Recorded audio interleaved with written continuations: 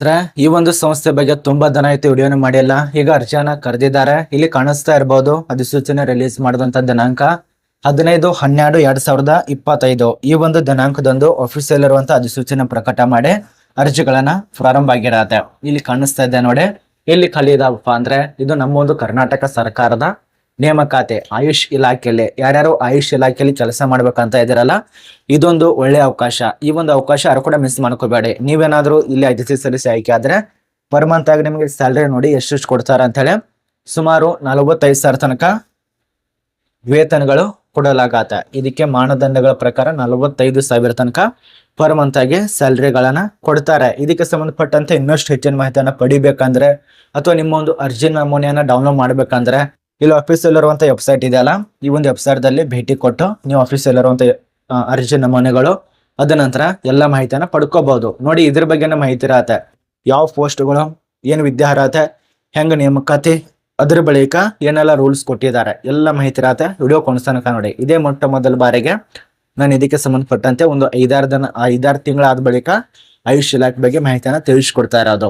ಆರೋಗ್ಯ ಇಲಾಖೆ ಬಗ್ಗೆ ತಿಳಿಸ್ಕೊಟ್ಟೆ, ಜಿಲ್ಲಾ ಆರೋಗ್ಯ ಮತ್ತು ಕುಟುಂಬ ಇಲಾಖೆ ಬಗ್ಗೆ ತಿಳಿಸ್ಕೊಟ್ಟೆ, ಜಿಲ್ಲಾ ಆಸ್ಪತ್ರೆ ಬಗ್ಗೆ ತಿಳಿಸ್ಕೊಟ್ಟೆ, ತಾಲೂಕು ಆಸ್ಪತ್ರೆ ಬಗ್ಗೆ ತಿಳಿಸ್ಕೊಟ್ಟೆ. ಈಗ ಆಯುಷ್ ಇಲಾಖೆ ಸಂಬಂಧಪಟ್ಟಂತೆ ಮಾಹಿತಿಯನ್ನ ತಿಳಿಸ್ಕೊಡ್ತಾ ಇರೋದು. ಮಹಿಳೆಯರಿಗಿರತ್ತೆ, ಪುರುಷರಿಗಿರತ್ತೆ. ನಿಮಗೆ ಜಾಬ್ ಬೇಕಾಗಿತ್ತಂದ್ರೆ ಅಪ್ಲಿಕೇಶನ್ ಹಾಕಿ, ಬೇಡ ಅಂದ್ರೆ ಸುಮ್ಮನೆ ನಿಮ್ ಟೈಮ್ ಕೂಡ ವೇಸ್ಟ್ ಆಗಬಾರ್ದು. ವಿಡಿಯೋಗಳನ್ನ ಸ್ಕಿಪ್ ಮಾಡ್ಕೊಂಡು ಮುಂದಕ್ಕೆ ಹೋಗ್ಬಹುದು. ಯಾರಿಗೆ ಜಾಬ್ ಬೇಕಲ್ಲ ವಿಡಿಯೋ ತನಕ ನೋಡಿ, ಎಲ್ಲ ಮಾಹಿತಿ ತಿಳ್ಕೊತೀರಾ. ಬನ್ನಿ ಒಂದೊಂದಾಗಿ ತಿಳಿಸ್ಕೊಡ್ತಾನೆ ನೋಡಿ. ಇದು ಸರ್ಕಾರಿ ಆಯುರ್ವೇದ ವೈದ್ಯಕೀಯ ಮಹಾವಿದ್ಯಾಲಯದಲ್ಲಿ ಅಪ್ಲಿಕೇಶನ್ಗಳು ಸ್ಟಾರ್ಟ್ ಆಗಿರುವಂತದ್ದು. ಇಲ್ಲಿ ನೋಡಿ, ಅಪ್ಲಿಕೇಶನ್ ಹಾಕ್ಬೇಕಂದ್ರೆ ಕೂಡ ಒಂದು ವೆಬ್ಸೈಟ್ಗಳು, ಒಂದು ಆನ್ಲೈನ್ ಅಲ್ಲಿ ಇತ್ತಂದ್ರೆ ಒಂದು ವೆಬ್ಸೈಟ್ ಕೊಟ್ಟಿರ್ತಾರೆ, ಆಫ್ಲೈನ್ ಅಲ್ಲಿ ಇದ್ರೆ ಒಂದು ವಿಳಾಸ ಕೊಟ್ಟಿರ್ತಾರೆ. ಅದೇ ನೀವೇನಾದ್ರೂ ಇಮೇಲ್ ಐಡಿ ಇಲ್ಲಿ ಇತ್ತಂದ್ರೆ ಒಂದು ಇಮೇಲ್ ಐಡಿ ಕೊಟ್ಟಿರ್ತಾರೆ.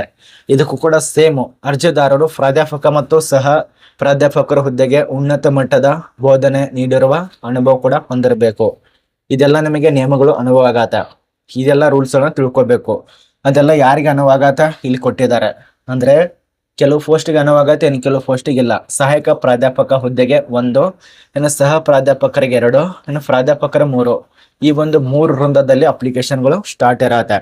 ಇಲ್ಲಿ ಇನ್ನೊಂದು ಮಾಹಿತಿಯನ್ನ ಪ್ರಮುಖವಾಗಿ ನೀವು ಗಮನಿಸಬೇಕಾಗತ್ತೆ. ಆ ಒಂದು ಮಾಹಿತಿ ಏನಪ್ಪಾ ಅಂದ್ರೆ ಹುದ್ದೆಗಳ ಸಂಖ್ಯೆ, ನಿಮ್ಮ ಒಂದು ವಿಷಯ, ಅರ್ಹತೆ, ಮೀಸಲಾತಿ, ಅರ್ಜಿ ನಮೂನೆ ಎಲ್ಲ ಕೂಡ ಈ ಒಂದು ವೆಬ್ಸೈಟ್ ದಲ್ಲಿ ಸಿಗತ್ತೆ. ನಾನು ಮುಂಚಿತ ತಿಳಿಸ್ಕೊಟ್ಟೆ. ಅಥವಾ ಅರ್ಜಿ ಸಲ್ಲಿಸುವ ಕೊನೆಯ ದಿನಾಂಕ ಒಳಗಾಗಿ ಅಂದ್ರೆ 30/12/2025 ಅದರ ಒಳಗಾಗಿ ಸಂಜೆ 5 ಗಂಟೆವರೆಗೆ ಮಾತ್ರ ನಿಮ್ಗೆ ಅವಕಾಶ ಕೊಟ್ಟಿದ್ದಾರೆ. ಇಲ್ಲಿ ನೋಡಿ, ಪ್ರಮುಖವಾಗಿ ಒಂದು ಗಮನಿಸಬೇಕು ನೀವು.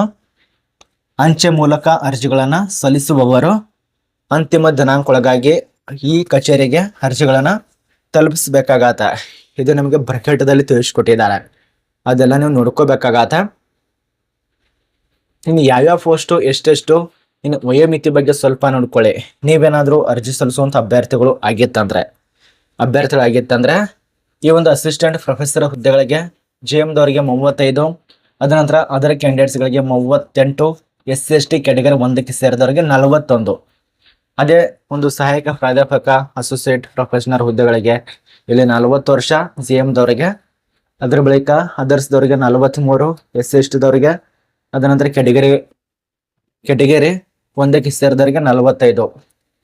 ಅದ ನಂತರ ಪ್ರೊಫೆಸರ್ ಹುದ್ದೆಗಳಿಗೆ 45 ವರ್ಷ, 48, 50 ವರ್ಷ ಇದೆಲ್ಲ ರೂಲ್ಸ್ ಕೊಟ್ಟಿದ್ದಾರೆ.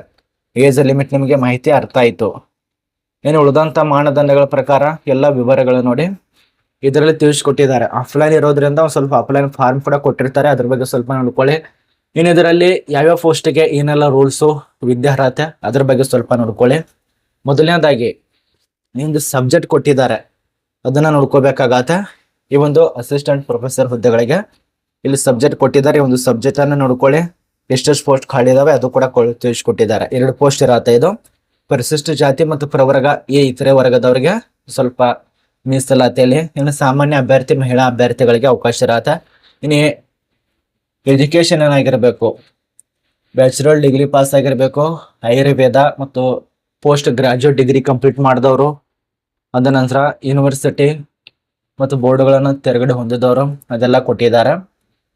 ಮತ್ತೆ ಎರಡನೇದಾಗಿ ಇಲ್ಲಿ ಇದು ಕೂಡ ಸೇಮ್ ಬಟ್ ಬೇರೆ ಬೇರೆ ಇರತ್ತೆ, ಇದನ್ನ ಸ್ವಲ್ಪ ನೋಡ್ಕೊಳ್ಳಿ. ಅದ ನಂತರ ಅಸೋಸಿಯೇಟ್ ಪ್ರೊಫೆಸರ್ಸ್ ಅಂತೇಳಿ ಆಯುರ್ವೇದ ಅಸೋಸಿಯೇಟ್ ಪ್ರೊಫೆಸರು, ಇಲ್ಲಿ ಸ್ವಲ್ಪ ಬೇರೆ ಪೋಸ್ಟ್ ಇರತ್ತೆ. ಸುಮಾರು ಪೋಸ್ಟ್ ಸಂಖ್ಯೆ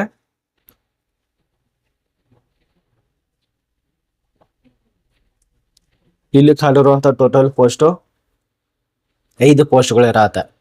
ಈ ಒಂದು ಅಸೋಸಿಯೇಟ್ ಪ್ರೊಫೆಸರ್ ಹುದ್ದೆಗಳು 5. ಸಾಮಾನ್ಯ ಮಹಿಳೆಯರಿಗೆ ಇರತ್ತೆ, ಸಾಮಾನ್ಯ ಅಭ್ಯರ್ಥಿಗಳಿಗೆ ಮತ್ತು ಇತರೆ ವರ್ಗದವರಿಗೆ, ಪ್ರವರ್ಗ 2A ದವರಿಗೆ, ಪ್ರವರ್ಗ 1ಕ್ಕೆ ಸೇರಿದವರಿಗೆ ಅವಕಾಶ. ಇನ್ನು ವಯೋಮಿತಿಗಳು ಎಲ್ಲ ತಿಳಿಸ್ಕೊಟ್ಟೇನೆ. ಬ್ಯಾಚುಲರ್ ಡಿಗ್ರಿ ಪಾಸ್ ಆಗಿರ್ಬೇಕು, ಗ್ರಾಜುಯೇಟ್ ಡಿಗ್ರಿ ಆಗ್ಬಹುದು, ಅದ ನಂತರ ಪೋಸ್ಟ್ ಗ್ರಾಜುಯೇಟ್ ಡಿಗ್ರಿ ಆಗ್ಬಹುದು. ನಿಮ್ಮೊಂದು ವಿಷಯಕ್ಕೆ ಸಂಬಂಧಪಟ್ಟಂತೆ ನೀವೇನಾದ್ರೂ ಈ ಒಂದು ವಿಷಯದಲ್ಲಿ ಏನಾದ್ರೂ ಅರ್ಜಿ ಸಲ್ಲಿಸ್ತಾ ಇತ್ತಂದ್ರೆ ನೀವು ಇದಕ್ಕೆ ಸಂಬಂಧಪಟ್ಟಂತೆ ತೆರಗಡೆ ಹೊಂದಿರಬೇಕು. ಅದ ನಂತರ ಇನ್ನು ಸಬ್ಜೆಕ್ಟ್ ವೈಸು ಪ್ರವರ್ಗ 1, 2A, 3 ಈ ರೀತಿಯ ಕೊಟ್ಟಿದ್ದಾರೆ. ಇನ್ನು ಮೂರನೇದಾಗಿ ಒಂದು ಪೋಸ್ಟ್, ಇದ್ರ ಬಗ್ಗೆ ಸ್ವಲ್ಪ ನೋಡ್ಕೊಳ್ಳಿ. ಇನ್ನು ಆಯುರ್ವೇದ ಪ್ರೊಫೆಸರ್ ಹುದ್ದೆಗಳು, ಪ್ರಾಧ್ಯಾಪಕ ಪೋಸ್ಟ್ಗಳಿಗೆ bachelor degree, Ayurveda and post graduate degree ಇದೆಲ್ಲ ಸೇಮು. ಇಂಗ್ಲೀಷು ಆ್ಯಕ್ಟ್ 1970 ಇದೆಲ್ಲ ಕೊಟ್ಟಿದ್ದಾರೆ. ಸೆಂಟ್ರಲ್ ಗೌರ್ಮೆಂಟ್ ಆ್ಯಕ್ಟ್ 48 ಆಫ್ 1970 ಇದೆಲ್ಲ ಕೊಟ್ಟಿದ್ದಾರೆ. ಇನ್ನು ಆಯುರ್ವೇದ ಪ್ರೊಫೆಸರ್ ಹುದ್ದೆಗಳು ಪರಿಶಿಷ್ಟ ಪಂಗಡದವರಿಗೆ ಮಾತ್ರ ಅವಕಾಶ ಇರತ್ತೆ, ಒಂದು ಪೋಸ್ಟು. ಇನ್ನು ಎಕ್ಸ್ಪೀರಿಯನ್ಸ್ಗೆ ಸಂಬಂಧಪಟ್ಟಂತೆ ಮಾಹಿತಿ ಕೂಡ ಕೊಟ್ಟಿದ್ದಾರೆ. ಸುಮಾರು 1 ರಿಂದ 2-3 ವರ್ಷ ತನಕ ಆದ್ರೂ ನಿಮಗೆ ಎಕ್ಸ್ಪೀರಿಯನ್ಸ್ ಬೇಕು, ಇವ್ರು ತಿಳಿಸ್ಕೊಟ್ಟಿರುವಂತ ಮಾಹಿತಿ. ಇಲ್ಲಿ ಎಕ್ಸ್ಪೀರಿಯನ್ಸ್ ಬಗ್ಗೆ ಮಾಹಿತಿ ಕೂಡ ಕೊಟ್ಟಿದ್ದಾರೆ ನೋಡಿ, ಯಾವುದಕ್ಕೆ ಏನೇನಾಗಿರ್ಬೇಕಂತೇಳಿ. ಒಟ್ಟಾರೆ ಎಕ್ಸ್ಪೀರಿಯನ್ಸ್ ಕೂಡ ಹೊಂದಿರಬೇಕಾಗತ್ತೆ. ನೀವೇನಾದ್ರೂ ಆಫ್ಲೈನಲ್ಲಿ ಅಪ್ಲಿಕೇಶನ್ಗಳನ್ನ ಸಲ್ಲಿಸ್ತಾ ಇತ್ತಂದ್ರೆ ಅದು ಕೂಡ ಇಲ್ಲಿ ಕೊಟ್ಟಿದ್ದಾರೆ ನೋಡಿ. ಒಂದು ಕನ್ನಡದಲ್ಲಿ ಕೊಟ್ಟಿದ್ದಾರೆ, ಒಂದು ಹಿಂದಿದಲ್ಲಿ ಕೊಟ್ಟಿದ್ದಾರೆ, ಒಂದು ಕನ್ನಡ ಒಂದು ಇಂಗ್ಲೀಷ್ನಲ್ಲಿ ಎರಡೂ ಕೂಡ ಕಳಿಸ್ಕೊಟ್ಟಿದ್ದಾರೆ. ಇಲ್ಲಿ ನೋಡಿ ಆಫ್ಲೈನ್ ಇರೋದ್ರಿಂದ ಸ್ವಲ್ಪ ಈ ಒಂದು ಇಲಾಖೆಗೆ ಅಂದ್ರೆ ಆಯುರ್ವೇದ ಆಯುಷ್ ಇಲಾಖೆ ಸಂಬಂಧಪಟ್ಟಂತೆ ಇದನ್ನೆಲ್ಲ ಡೌನ್ಲೋಡ್ ಮಾಡ್ಕೊಳ್ಳಿ. ಯಾವ್ಯಾವ ಪೋಸ್ಟಿಗೆ ಅಪ್ಲಿಕೇಶನ್ ಹಾಕ್ಬೇಕಲ್ಲ ಇಲ್ಲಿ ಸರಿಯಾಗಿ ಅಪ್ಲಿಕೇಶನ್ ಹಾಕಿ. ಇದು ಯೂಟ್ಯೂಬ್ ಮಾನದಂಡಗಳ ಪ್ರಕಾರ ಎಲ್ಲ ಮಾಹಿತಿಯನ್ನು ನಿಮಗೆ ತೋರಿಸಬಾರದು, ಆದ ಕಾರಣ ನಾನು ಬರೀತಾ ಇಲ್ಲ. ಈ ಒಂದು ಫಾರ್ಮ್ ಅನ್ನು ಡೌನ್ಲೋಡ್ ಮಾಡ್ಕೋಬೇಕು. ಅಂಚೆ ವಿಳಾಸಕ್ಕೆ ಸಬ್ಮಿಟ್ ಮಾಡಿ. ಇದು ನಿಮಗೆ ಅರ್ಥ ಆಗಿದೆ ಅಂತ ಅನ್ಕೋತೀವಿ. ಮತ್ತು ಅಂಚೆ ವಿಳಾಸ ಯಾವ್ದಪ್ಪ ಅಂದ್ರೆ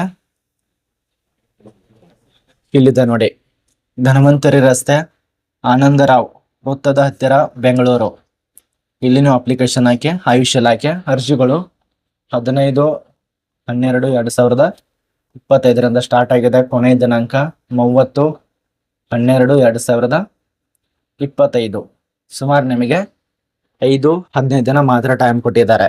ಇದು ನಿಮಗೆ ಸಂಪೂರ್ಣ ಮಾಹಿತಿ ಅರ್ಥ ಆಗಿದೆ ಅಂತ ಅನ್ಕೋತೀವಿ. ಏನಾದ್ರು ಡೌಟ್ ಇತ್ತಪ್ಪ ಅಂದ್ರೆ ಕಮೆಂಟ್ಗಳನ್ನ ಮಾಡಬಹುದು.